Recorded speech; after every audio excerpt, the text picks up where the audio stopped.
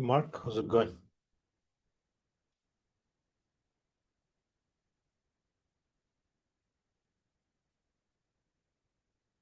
Are you able to hear me?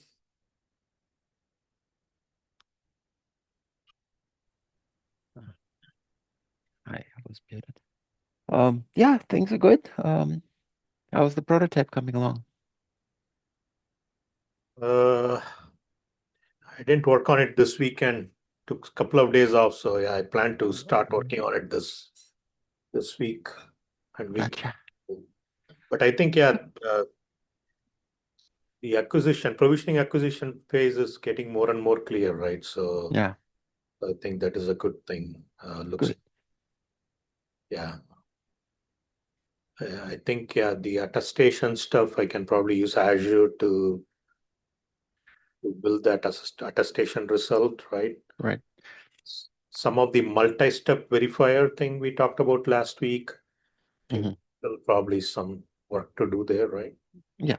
No, I mean we can take shortcuts and just so I understand what those shortcuts are, Yeah. and then seek to eliminate them. But it's better to have some, something imperfect than nothing, in pursuit of perfect. Yeah, absolutely. I think So. Okay, I'm just waiting a couple more minutes for more people to join. And then what I want to do today is I want to go. I'm gonna put you down.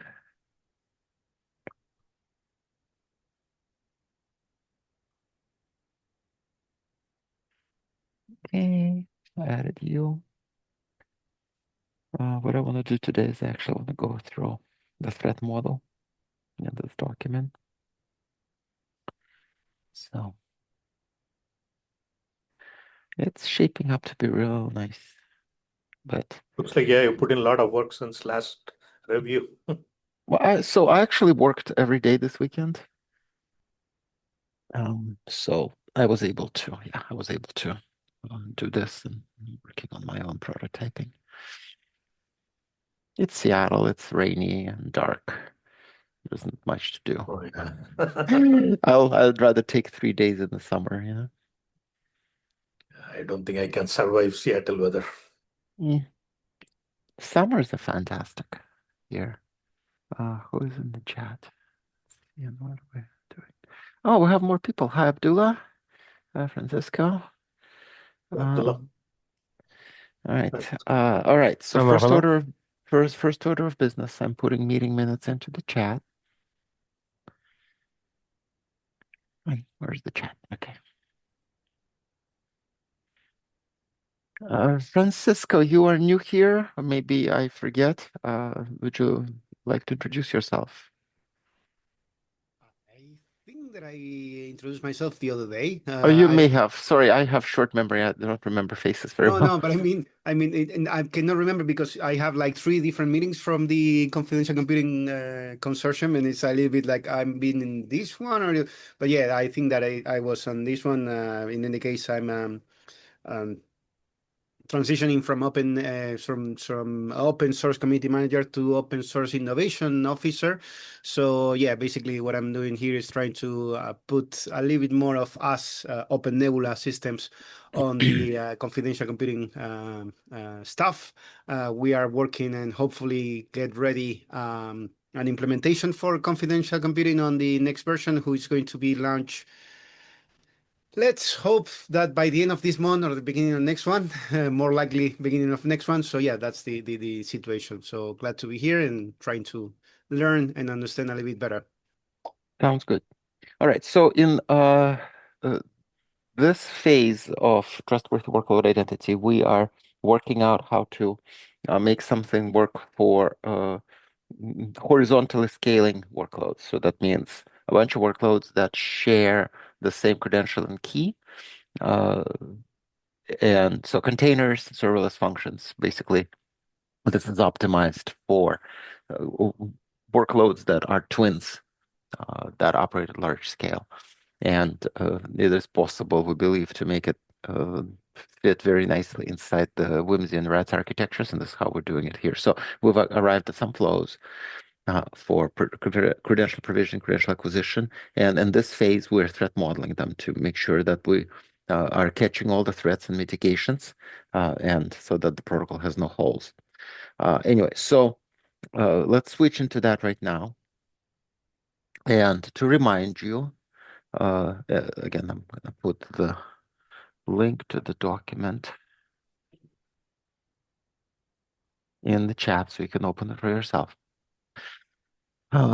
We have flows that I'm not going to repeat, but quickly go over them here. So the provisioning phase is where the workload owner works with the key store and the credential authority to arrive at a public credential and a wrapped signing key for that credential.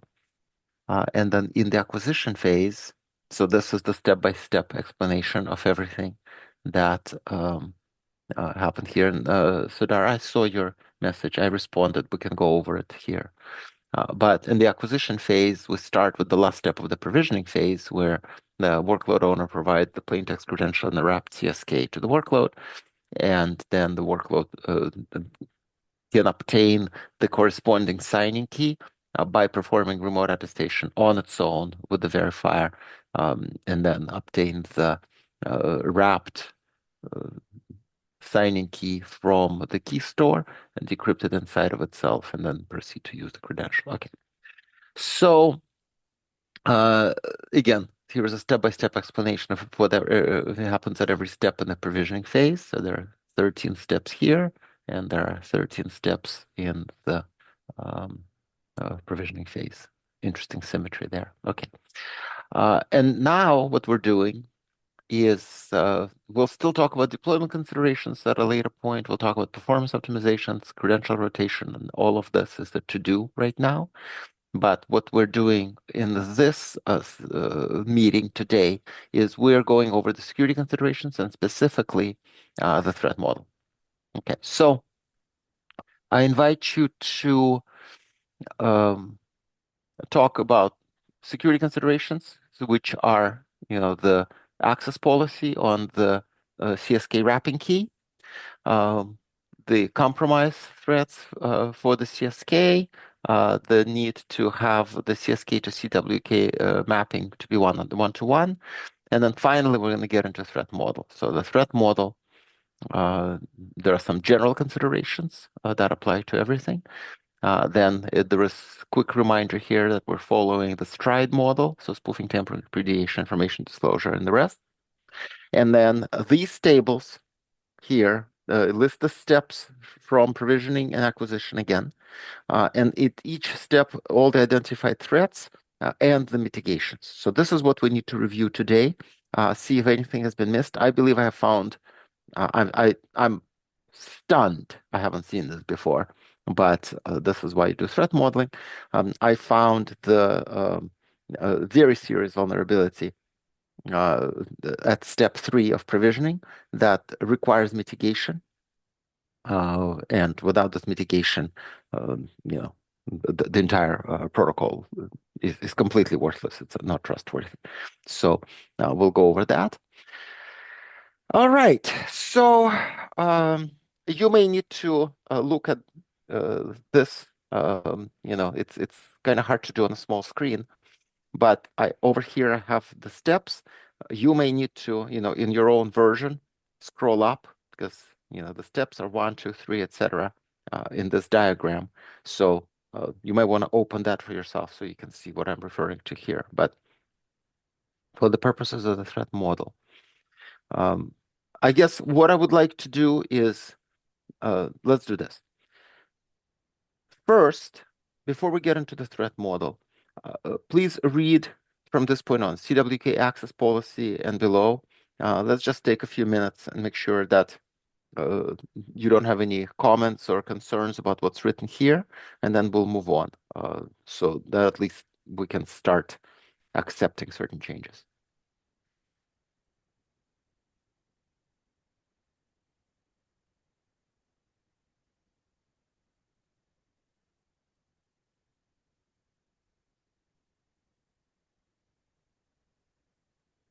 In fact, what I want to change there, instead of saying there's never a need, it would be dangerous.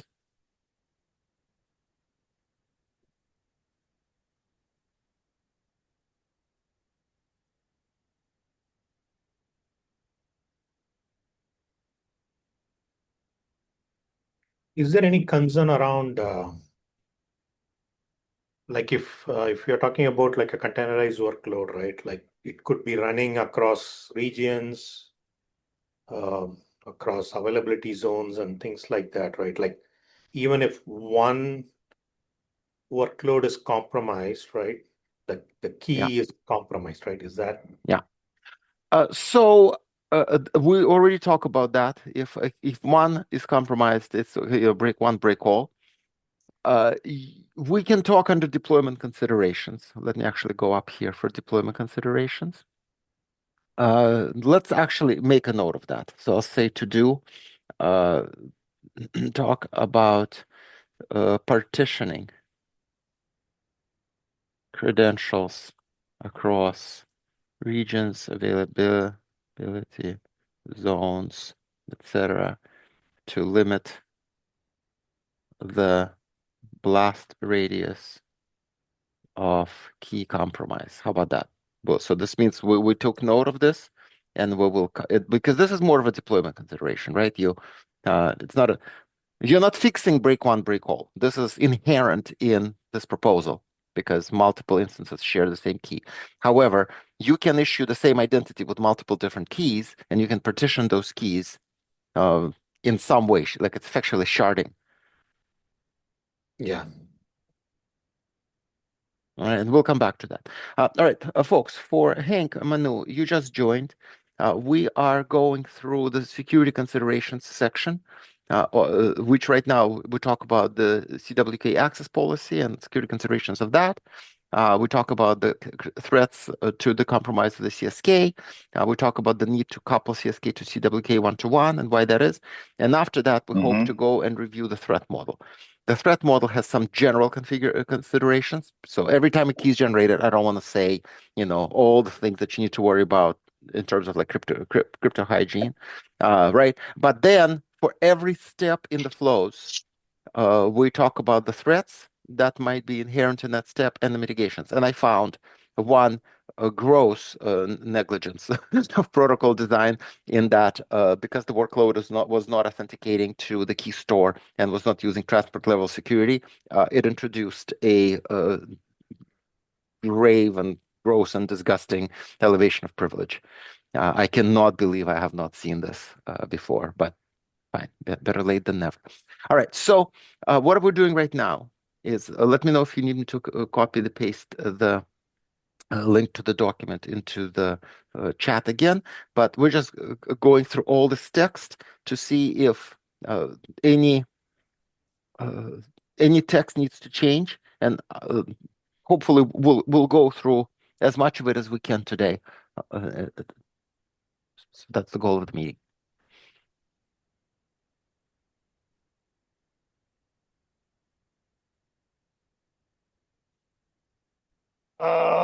Please paste again.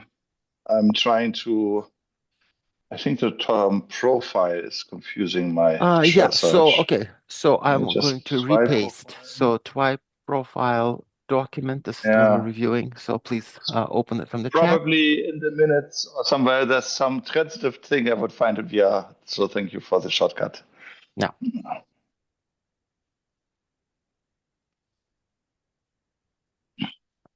Does it make sense to say that the CWK is eventually deleted and it's also,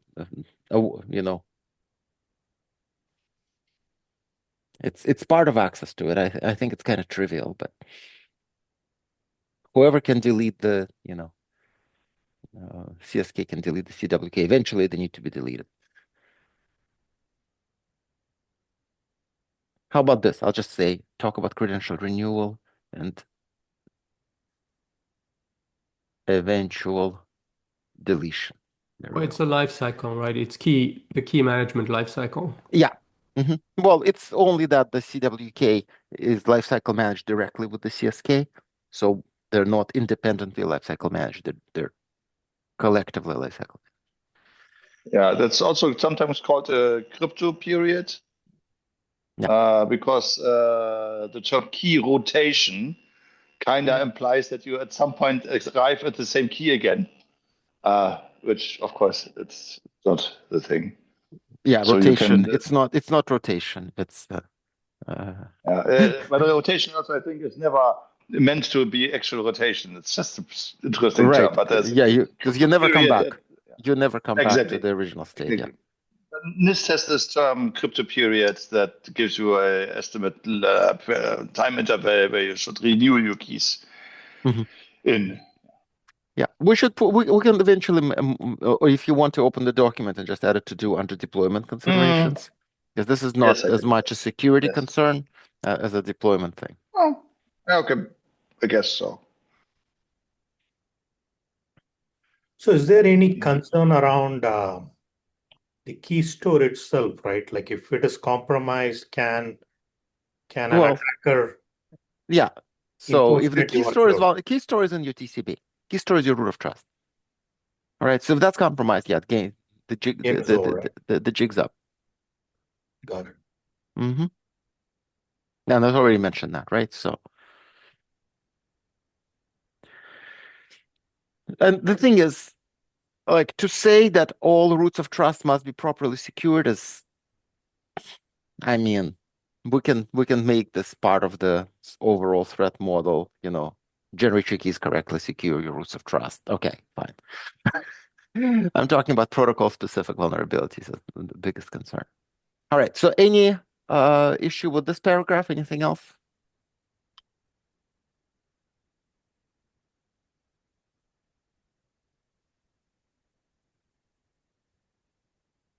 Okay, then let's go to the CSK compromise threats.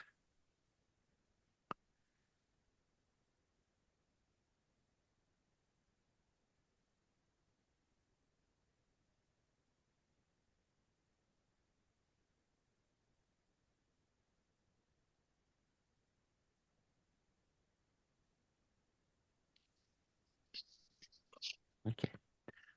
So under CSK compromise threats, Sudar, if you want, we can also say, uh, you know, operators would be, I do not know, would be wise to limit how many copies, how many instances of a workload with a given key exist. I do not know if it's worth mentioning. I'll just say short mitigation would be limiting how I think somewhere in the document can share the same CSK. You go ahead, Manu. I didn't want to interrupt your train of thought. I think as we see, right, this is turning into a decentralized key management infrastructure. And so I think somewhere in this document, we may want to say that the optimal implementation of this thing is to automate these key management lifecycle or key lifecycle management piece. Because if you don't do that, if you expect humans to do, as you said, it would be wise for developers to just, change them. It's just never going to happen. So it has to be dynamically Go ahead and managed. add it to do earlier in the document under deployment considerations. Because we'll come back to that. Right now we're doing security considerations. Yeah, I but did, totally understood. I was just reacting to your comment saying, "Oh, it would be wise not to, reuse the same key or blah blah blah." So I'm just saying we should probably put it somewhere in the document that this should be automated. Yeah. So yeah, after we're done with security considerations, we'll have a meeting like this on deployment considerations. So just put it to do on there. All right. So next section is CSK to CWK one-to-one coupling.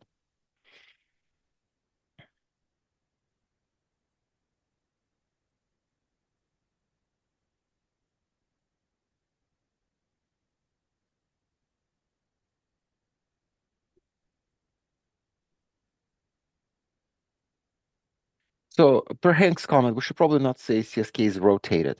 Maybe say it's changed or cycled. No, cycled is the same as rotated, is updated. Updated or replaced. Fresh, right? Well, maybe we want to say, using fresh CSKs for each CSK. I don't know why I say or any other CSK.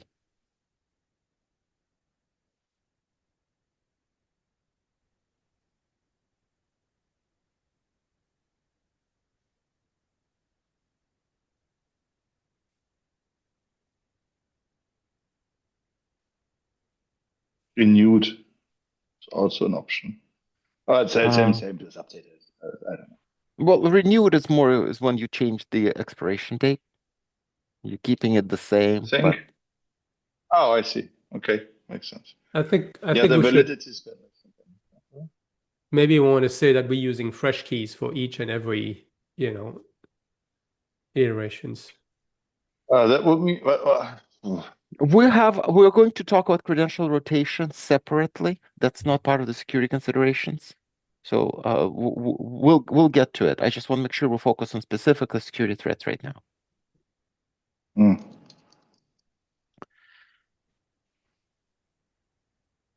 All right, so this one's done unless you have something else to say. So here's threat model. And by the way, feel free to go offline, change some comments. This is a live document, will remain so for the next few weeks before we say we're happy with it. So threat model. So the opening section is just general considerations that are not specific to any step. So is threat model a subsection of security consideration, which I would be fine with? Threat model is a subsection of security considerations, yes. Okay, great, thanks. So several. So proper cryptography hygiene is one. Following development practices, deployment software matches expectations. Each service listed properly safeguards its code and assets in accordance with appropriate guidelines. Like I didn't say, like in the key store, credential authority and verifier, they're all effectively in the workloads TCP. I could say that.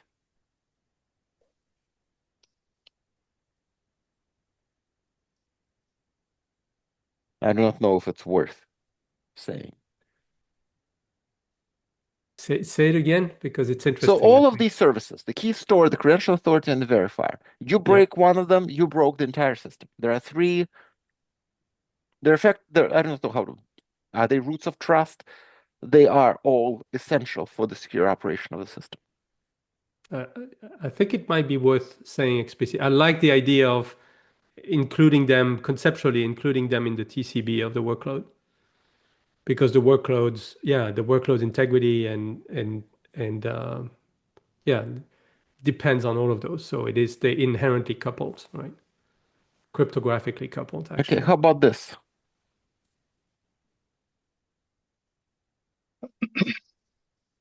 All services listed. Yeah, but there's something that was interesting when you said it's in the TCB. It's like this feels very much like, oh yeah, these are important things, but they're still separate things. It really, what we're saying is that Okay, I just said all are those in the things are TCB. united, right? Are unified. Yeah. Yeah. All services listed are in the TCP of the workload. Yeah, this feels much stronger and much more aligned with the concept of, TEEs and confidential computing, because it really is about the boundaries. What is it that we isolate, and what is the quality of the isolation? So the trusted code base is essentially the trust boundary of that workload, and that includes all these other pieces. All right. So the protocols presented in this document, maybe the point-to-point conversations specified the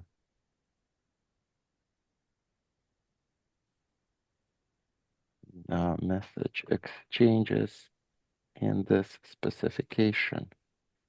I say do not require the user transport of security between the parties unless noted otherwise. And I'm adding this because I just discovered one.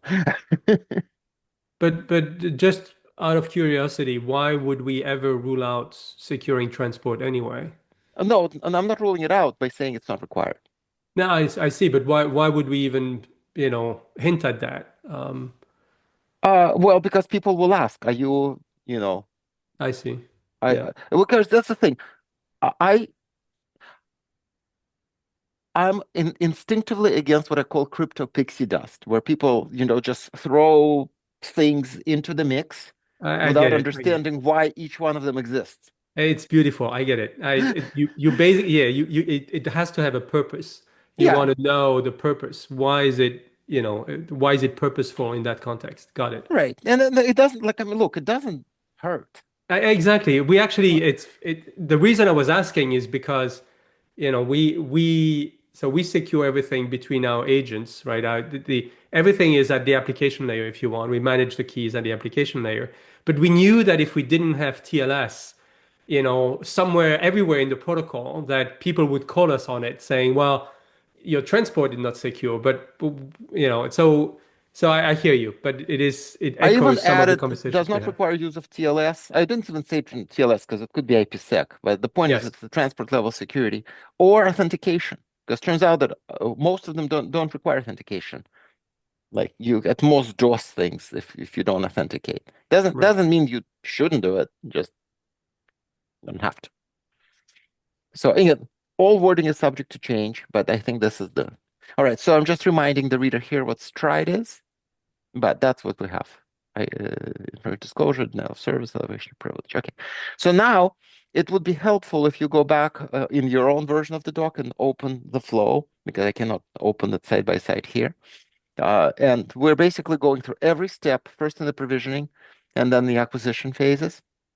And we need to identify all the threats and all the mitigations. So let's just go through them one by one. Let me know if there is anything that you think is missing, and then I'll add rows. So this is where the the workload owner generates the identity for the workload. And the threat is I somehow tricked the workload owner into generating the wrong identity. All right, so it's thinking it's generating identity A, but it's actually generating identity B. So the rest will fall apart. And this is where, again, feel free to suggest different code. But we have identity generation code that needs to be safeguarded with policies or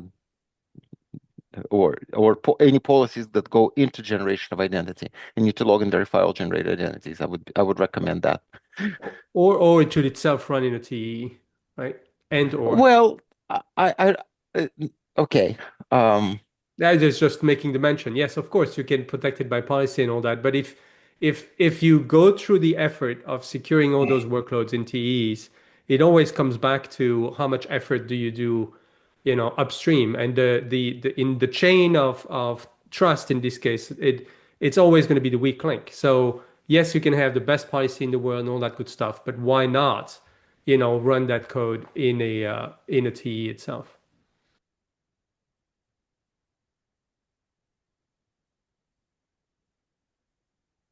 We always, to me. Would you like to? So this is the sentence I just added. Okay.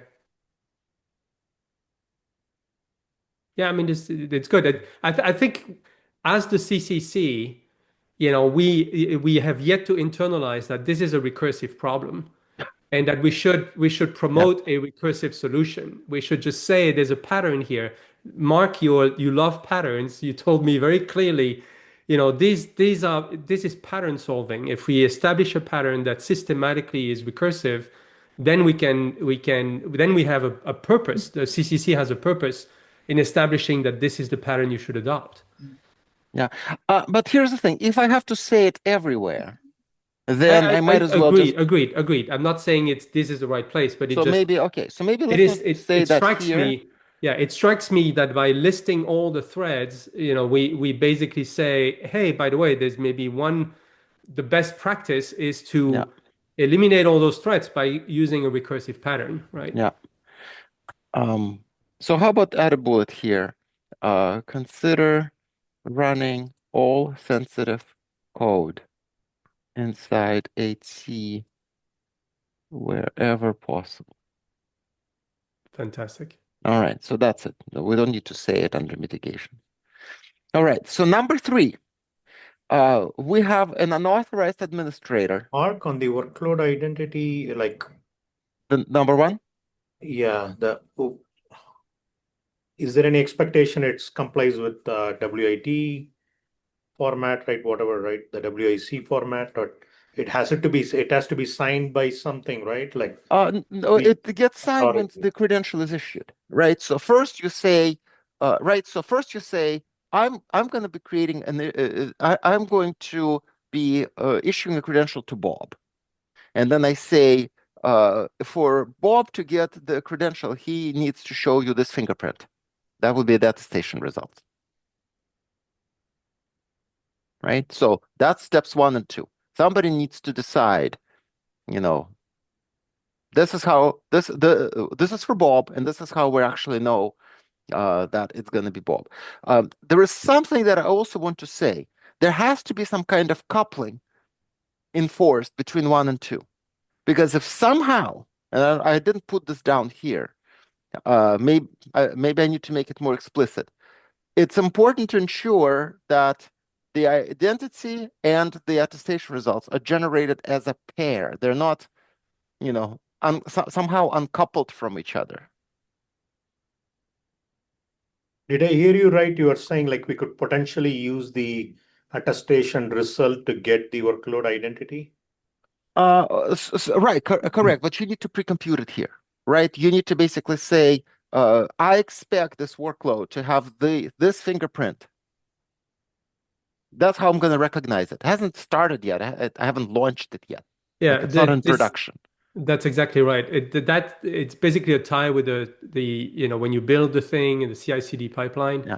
where you basically, when you compile that thing, right, you measure it first. So you load it, and that's how we do it. We have our software factory basically loads it in a T, and then goes through an attestation process. But then it's trust on first use. We see it there. We measure its fingerprint. That becomes the reference value that then gets propagated to the verifier. And that's what the verifier can use to then produce attestation results that can then be propagated. But does that Yeah. fingerprint also include firmware type information? It doesn't, right? If you go to CI/CD pipeline. Right. So then you have a composition problem, which is indeed the cryptographic binding of different attestations for different parts of the thing that need to come from different verifiers, and that needs to be propagated to a composite verifier. All of that ends up being part of that recursive pattern that I was mentioning. Okay.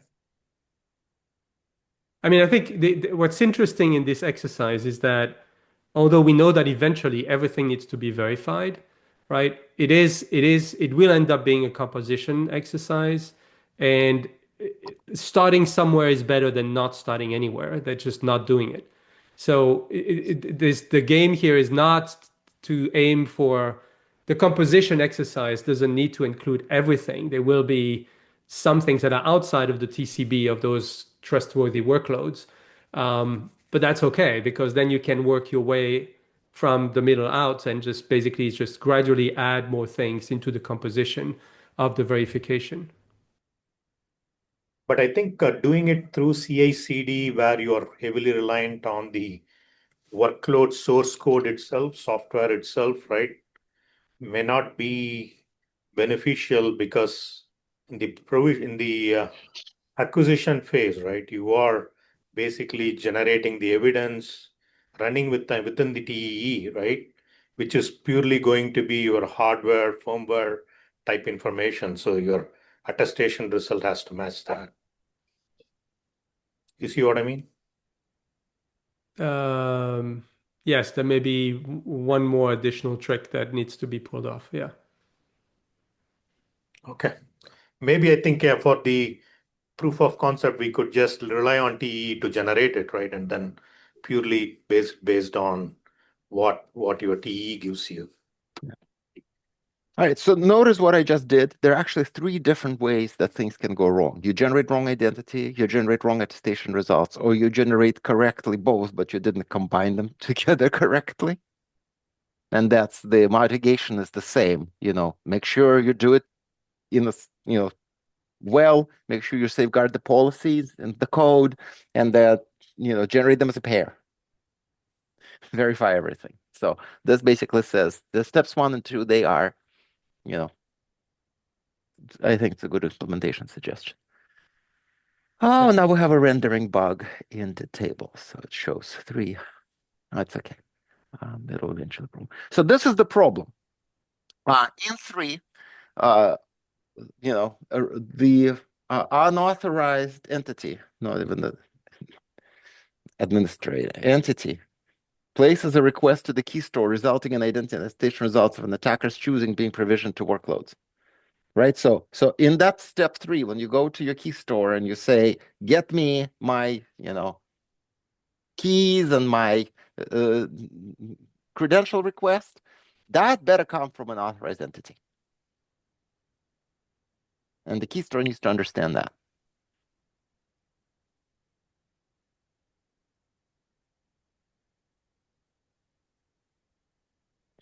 Can you And can then, you can you go over this again? It all sounds right. like an So interesting step one. 3, this is the workload identity. We just generated the identity and the attestation result. Yeah.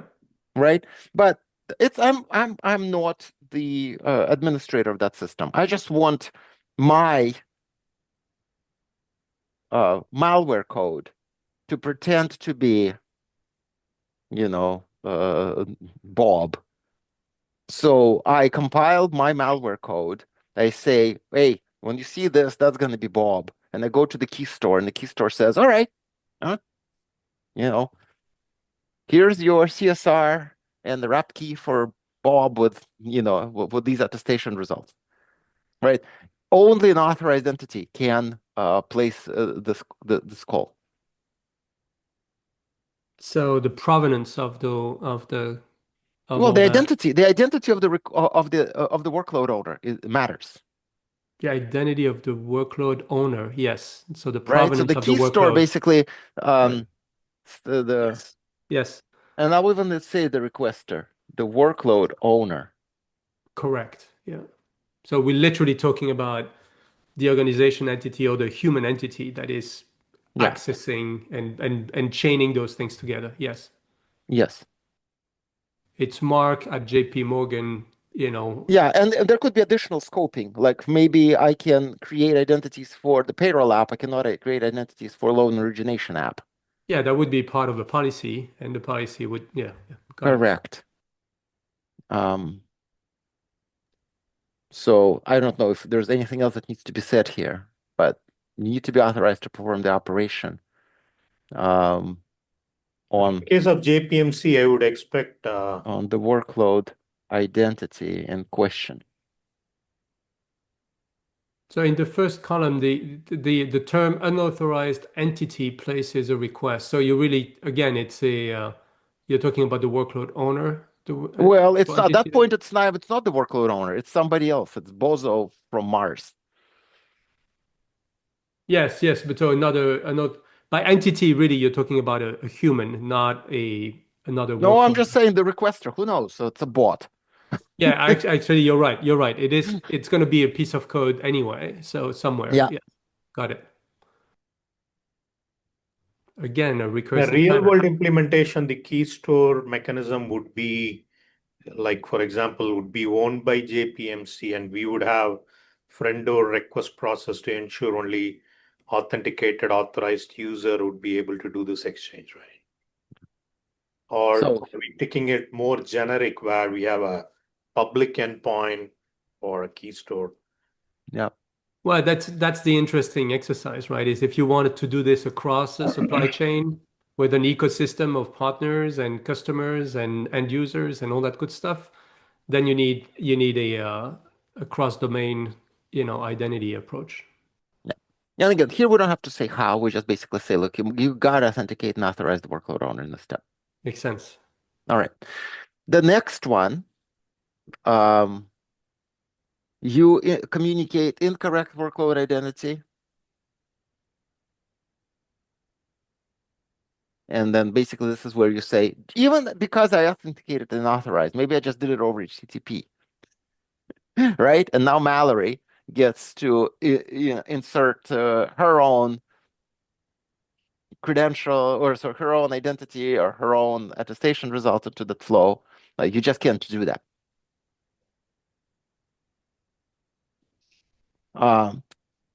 Maybe we don't need TLS. Maybe we just need message authentication. Right? You could do this with message authentication over HTTP. Right? You basically say, look, I authenticated, I authorized. I mean, it doesn't have to be TLS. That's why I want to make sure that we don't like pigeonhole ourselves. Hank. Sorry, I didn't. Your square lit up on my screen, so I thought maybe you have something to say there. Oh, okay, sorry. That's all right. So anyway, I just wanted to see specifically on these, like, do we just say this, or do we say something else? I'm sorry, can you go back? Could I do so? Say I authenticated and authorized. So I established a connection with my key store. Could I actually supply my workload identity and attestation results to the key store and make this request without TLS?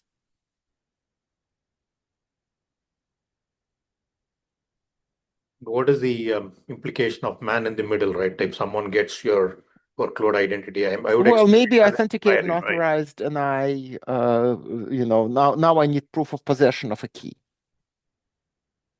Like you can do HTTP level, per message, proof of possession, right?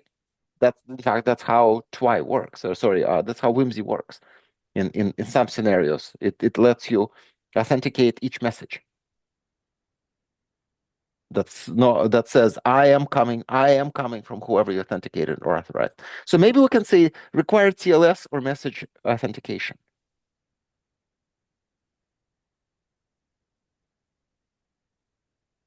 But TLS doesn't solve incorrect workload identity communicator, right?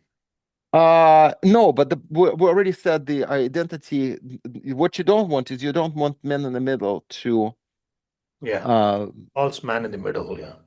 Yeah, it's the man. This is the man in the middle. This is the tampering, and elevation of privilege. The previous one was spoofing, leading to elevation of privilege. Because the threat said incorrect workload identity. That's a little confusing. Let's look into that.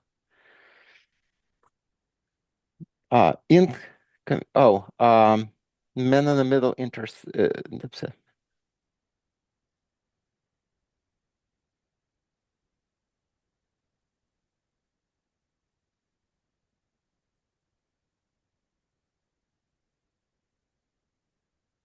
So this is specifically men in the middle.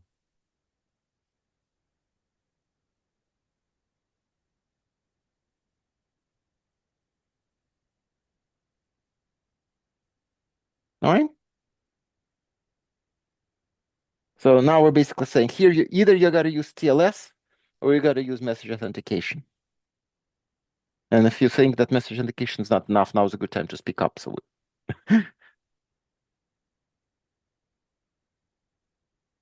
now this information disclosure Sorry, one. now I was muted. So message authentication is like Mac or HMAC, or is it all just can it also be just a signed object? Message authentication usually is, well, the way I mean it when I put it here, I could be wrong, is in the previous step, we basically said you got to authenticate and authorize the workload owner. And once you authenticate and authorize the workload owner, presumably you have the workload owner's credential, and perhaps there is some proof of possession on that credential, which I could then use to authenticate every message. So you use signed messages because you have a public key that you popped as a proof of possession. So I didn't say signed messages. I said authenticated messages. Yeah, that's interesting because they are not authenticated yet. But okay. Well, yeah, they are. They are because we just did the just authenticate and authorize the workload owner. It seems to me there's a step missing between, but maybe that's too nitpicky. So it's good enough. We will get feedback for this. Okay. But here, this is another threat. So if you worry about the fact that the attestation results themselves might get intercepted, that they might leak and provide vulnerability intelligence to an attacker. If you're worried about that, then you want to require TLS when talking to the key store. And I would, instead of saying TLS, I would say transport level. You want to use a secure channel, and a secure channel means a channel that has both sides are mutually authenticating each other. So I would not necessarily say TLS because you can have other How about secure require channels. secure channel? Yeah. I think that's a good. Okay. As long as you're okay with both sides authenticate to the other side, that is the standard definition. Okay. Do we care that the key store identity is spoofed? Yes, we probably do, right? If you end up talking to the wrong key store, then your keys are not secure. They can all be correct, but there can be omissions, and then you fail without knowing why. If you're the workload owner, but you ended up talking to the wrong key store, you did everything else correctly, but you went to talk to the key store, and the key store said, "Oh yeah, here's your CSR, and here's your wrapped key, and yeah, trust me, I'll keep your keys secure," but you didn't talk to the right key store.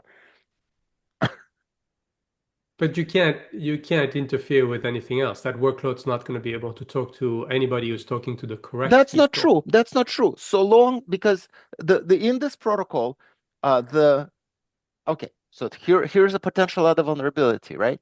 So let's scroll up here. We went over here, we did all of this. And then in step 9, you returned a credential request in the wrapped CSK, wrapped private CSK. Now you're sending the credential request over to the credential authority.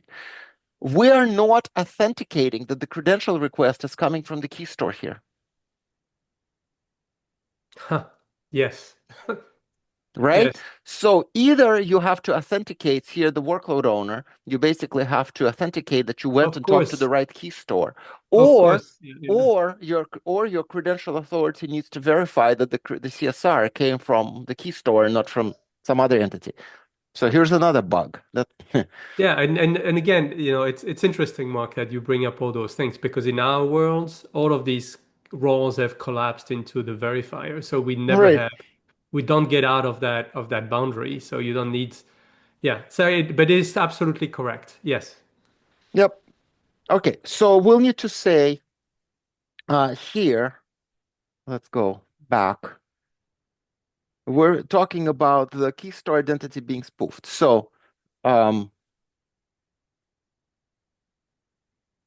workload owner, not highlight this anymore. This is the threat. Talks to the wrong key store.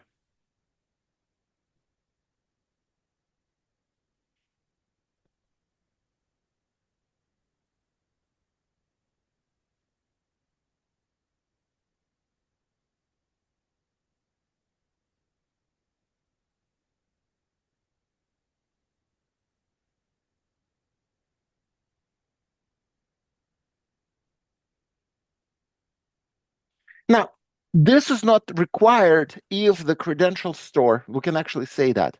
This would not be required if the key store message would be authenticated by the credential authority in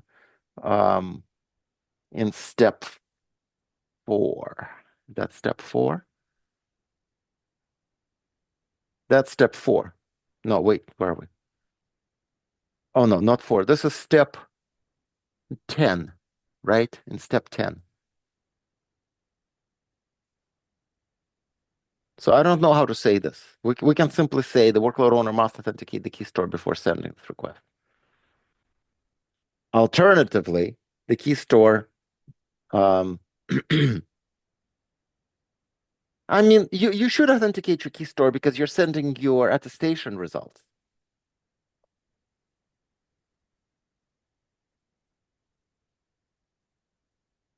Anyway.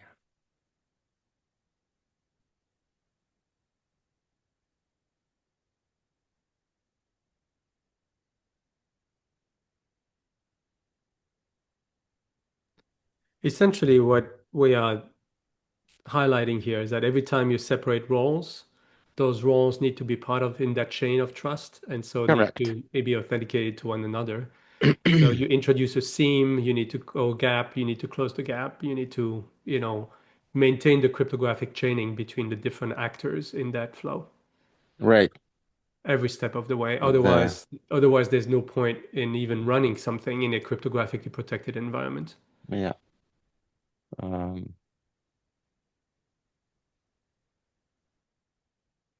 This. I do not know. Like, should I say more about this threat? The workload owner talks to the wrong key store, and then this key store could be malicious. Like, should I even say that? I think we may want to make a more general statement in the, best practices or something that we creating cryptographic chains here, and that, whatever link is not authenticated to the next, actor in the chain is a vulnerability, is a weakness. Yeah.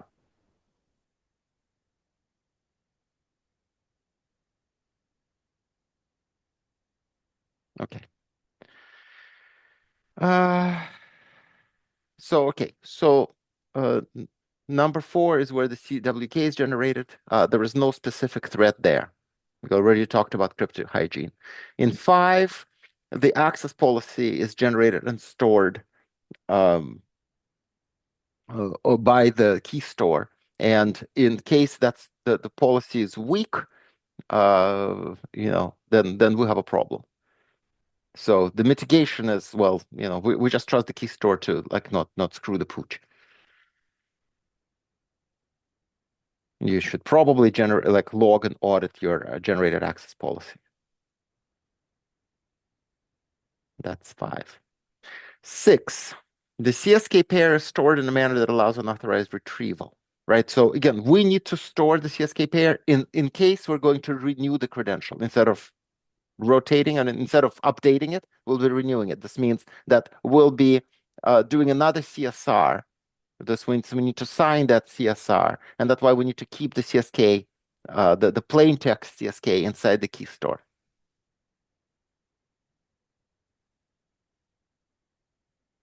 And that's what step 6 talks about.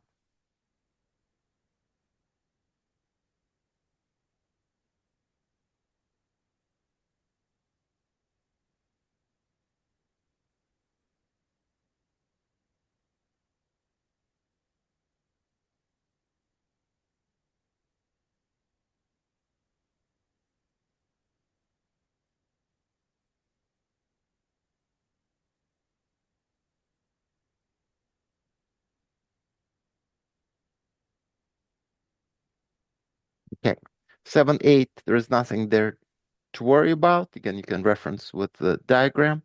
9 and 10, the credential request now, that's what we got back, may end up in the wrong hands. Now, by the way, let's go back to step 8 here for a second. In step 8, we're creating a credential request and signing it with private CSK. So yeah, there is nothing there. In step 9, this is where we return the credential request and the wrapped CSK.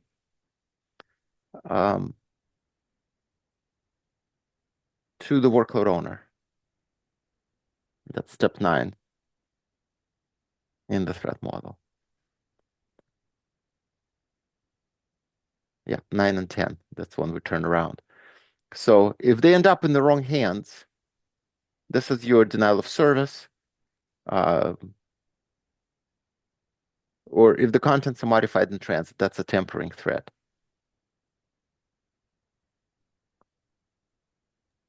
I have to drop off. See you guys. All right. Oh, well, we'll probably need to come back to it next week anyway, because we're only halfway through. So the wrap CSK, they're not security sensitive, because the CSK is wrapped, so you need to get the CWK, and the CSR can only be used to obtain a credential, which itself cannot be used without the private CSK. So here we're basically saying, we're noting the potential threat, but there is actually not a threat. It's auto-mitigated. All right, so let's just wrap up 12, 13, and then we'll come back to the rest next week. So if the workload credential, the wrap private CSK end up being sent to the wrong workload, then the workload credential and wrap CSK are they're safe to disclose. They're public. So if you tamper with them, they're useless. So I think this completes the threat model for the provisioning flow. And for the acquisition flow, we will we'll reconvene next week and do it. Yeah, I will also review it offline and add my comments. Please do. Yeah. So, All right. That completes our session for today. Thank you all. thank you so much. All right. We've identified more bugs, so that's good. All right. Take care, everyone. Okay.